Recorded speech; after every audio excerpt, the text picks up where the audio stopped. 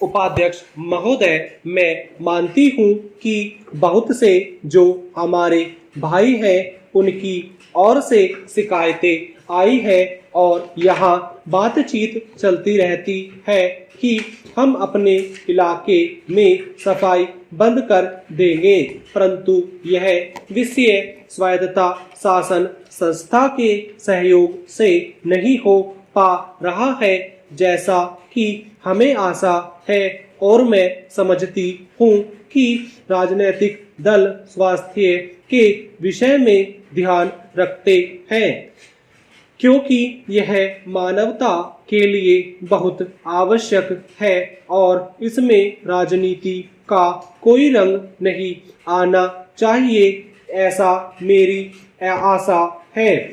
मैं अनुरोध करूंगी कि सदस्यों की जो समस्याएं हैं उनको ध्यान में रखते हुए दिल्ली प्रशासन कोई ऐसी नीति अपनाने की कोशिश करे जिससे नगर निगम का यदि कोई काम हो तो उस विषय में हमारा नगर निगम से एक सहयोगपूर्ण वातावरण पैदा हो, मगर इस वातावरण में राजनीति न आने पाए। हमारे सामने एक उद्देश्य हो कि हमें जनता का काम करना है, क्योंकि जनता के लिए हम चुनकर आए हैं। इसमें पार्टी का कोई प्रश्न नहीं है। दूसरी बात मैं यह कहना चाहता हूँ कि अनाथ बच्चों के लिए जो इस बजट में प्रावधान किया गया है कि उनके लिए केंद्र बनाए जाएंगे, तो मैं समझती हूँ कि इन केंद्रों के साथ साथ बेसहारा महिलाओं के लिए जो कि समाज से तिरस्कृत है, ऐसी महिलाओं के लिए जगह जगह इस प्रकार के केंद्र खुलने चाहिए जहां उन्हें रोजगार सिखाया जाए और साथ ही साथ आर्थिक रूप से स्वतंत्र बनाने की तरफ भी प्रयत्न किया जाए। इस विषय में मेरा एक सुझाव है कि जो बच्चे अनाथ हैं, जो बेसहारा महिलाएं हैं, उनकी तरफ हमारी पूरी कोशिश होनी चाहिए कि जो अनाथ बच्चे हैं, जो समाज से तिरस्कृत हैं, जिनको अवहेलना की दृष्टि से देखा जाता है, उनके लिए केंद्र बनाए जाएं और उन केंद्रों में वह अधिकारी रखे जाएं जिनके संरक्षण में वह कार्य सीखें, पढ़े लिखें। यदि इसमें बाहर के सदस्य हो तो वे ऐसे होने चाहिए जिनका जीवन सरकारी सेवा में ही बीता हो। ऐसे योग्य लोगों से सहायता लीजिए।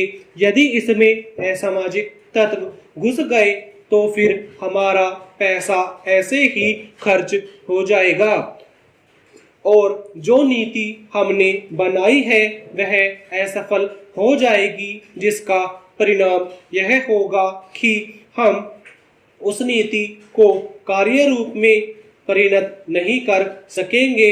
इस बात पर कोई मतभेद नहीं है। उपाध्यक्ष महोदय, रूस में भारत के जो मानचित्र प्रकाशित हुए हैं उनमें भारत के कुछ हिस्सों में सही तरीके से नहीं दिखाया गया है। इसको सरकार भी मानती है और इस विषय पर कोई मतभेद नहीं है।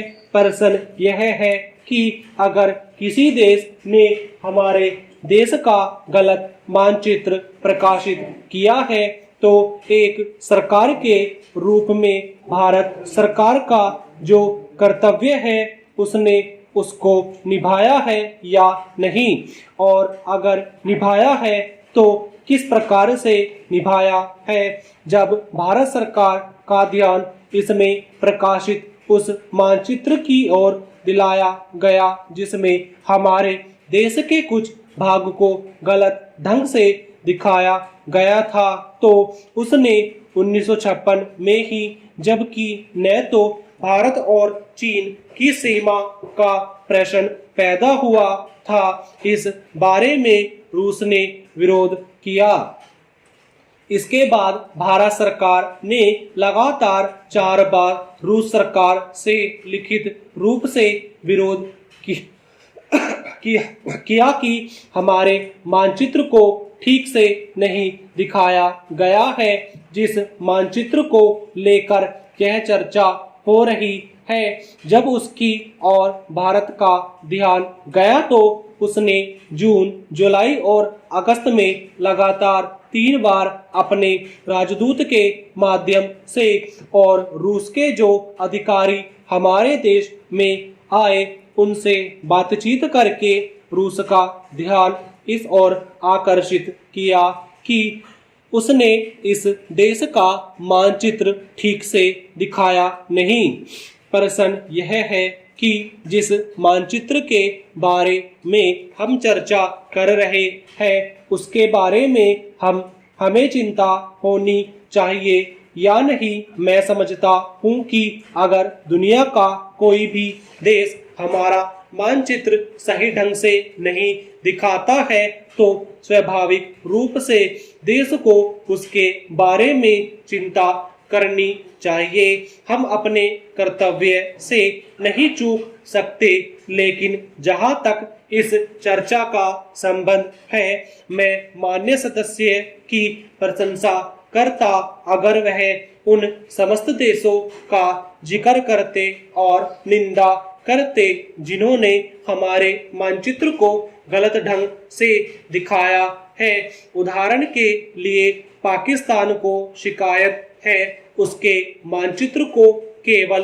रूस, इराक और मिस्र ने ही नहीं बल्कि अमेरिका ने भी गलत दिखाया है। जिस कश्मीर को हम भारत माता का ताज और मुकुट कहते आए हैं, जिसे हम कहते हैं कि वह इस धरती का स्वर्ग है, उस इलाके को बिल्कुल उनकी दया और कृपा पर छोड़ दिया गया है। यह बात उत्साहवर्धक नहीं है।